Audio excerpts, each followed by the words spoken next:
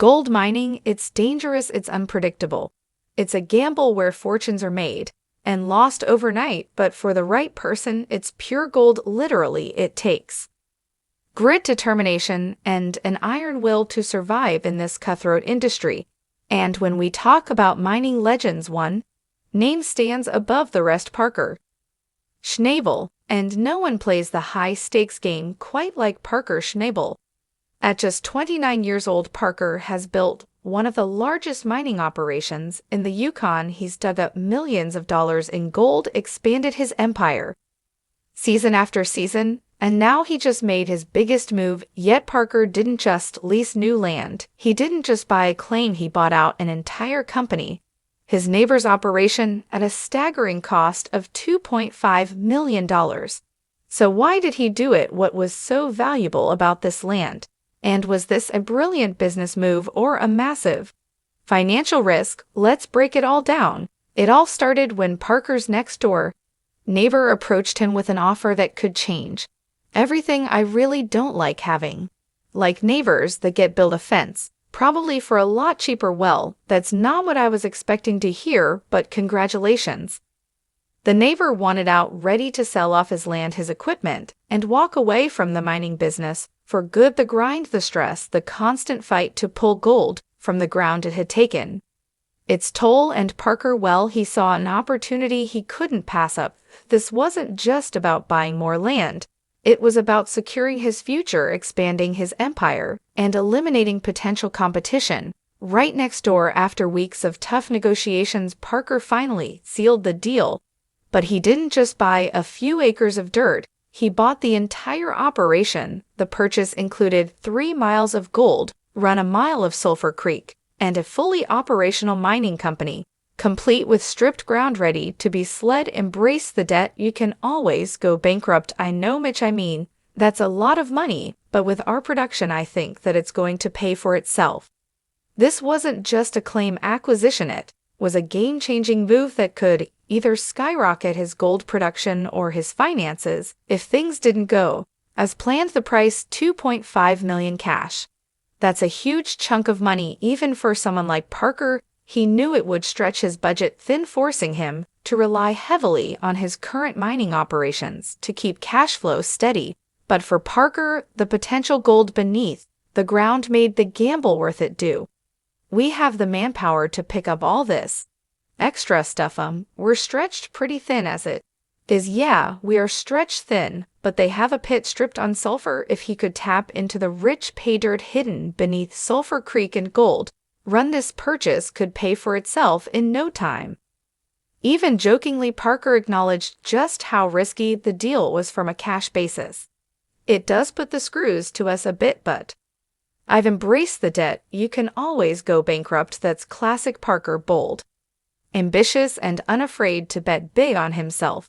But while Parker was confident in his decision, not everyone on his team was convinced. His crew knew the risks. More land meant more work, more expenses, and more pressure to deliver results. And with millions of dollars on the line, failure was not an option. When Parker dropped the bombshell about his $2.5 million purchase, his crew had one immediate concern, and it was a big one. Do we even have the manpower to take this on? This wasn't a small expansion. This was a massive undertaking. They were already pushed to their limits, working grueling 12 to 14-hour shifts, running multiple mining claims, and struggling to keep their aging equipment from falling apart. You can always go bankrupt, I know, Mitch, I mean, that's a lot of money, but with our production, I think that it's going to pay for itself. Now, Parker expected them to manage even more ground, relocate heavy machinery, and start up an entirely new mining operation, all while keeping their existing sites producing gold. The concern was real, and it wasn't just about exhaustion, it was about survival. Would they have enough workers to keep things running? Many crew members were already doing double duty, filling in gaps were needed. Adding hundreds more acres of ground meant even more pressure. Would their machines survive the added workload? Their equipment was constantly breaking down. Wash plants, excavators, and dozers were always in need of repairs and spare parts. If they overworked their machines, it could lead to catastrophic failures that could bring operations to a halt. Would Sulphur Creek even have enough gold to make this millions on new land? Didn't guarantee gold-rich pay dirt. What if Parker had just dropped a fortune on a barren claim? The stakes couldn't have been higher, but Parker wasn't backing down. He had a strategy, one that, if executed properly, could turn this massive risk into a massive reward. The neighboring operation had a pit already stripped and ready to go. That meant his crew could move and quickly set up the wash plant and start sling immediately, without spending weeks or months prepping the site. The plan was aggressive and the timing had to be perfect. His crew would need to juggle multiple mining sites, redirect resources on the fly, and push their limits to keep things running. It was a risky strategy, no doubt, but Parker wasn't about to sit back and wait. He was all in. Parker's team wasted no time setting up at Sulphur Creek. They moved equipment, got the wash plant running, and prepped the new claim for its first big test. Everything seemed to be going well until disaster struck. The feed lip on the wash plant shattered. It's shattered.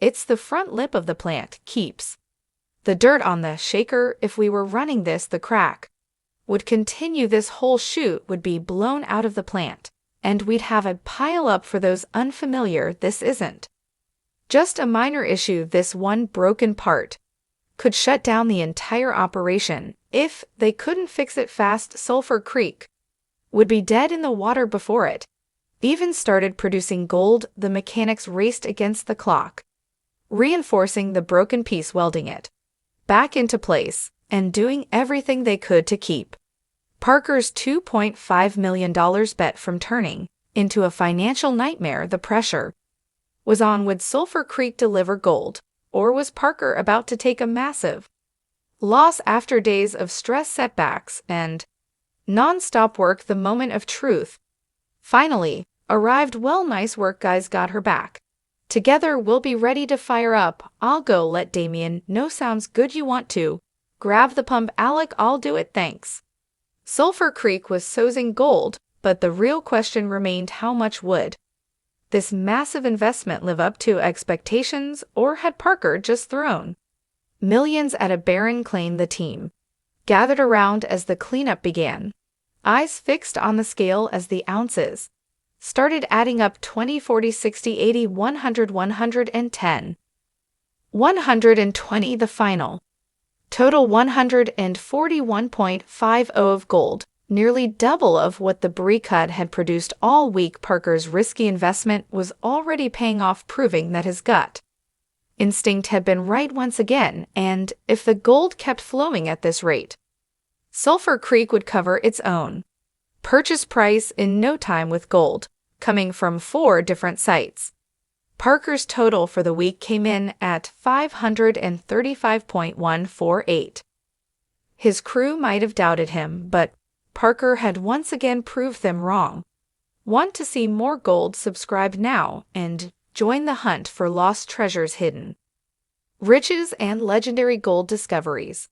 Was it the right move? Parker has always been a risk taker. Some of his gambles have paid off massively, others have backfired spectacularly. Buying gold run in Sulphur Creek was the biggest financial risk of his career, but if the gold keeps flowing like this, it could be one of his smartest moves yet. And let's be honest, if there's one thing we've learned about Parker Schneabel, it's this: he's not afraid to bet big because he knows how to win big.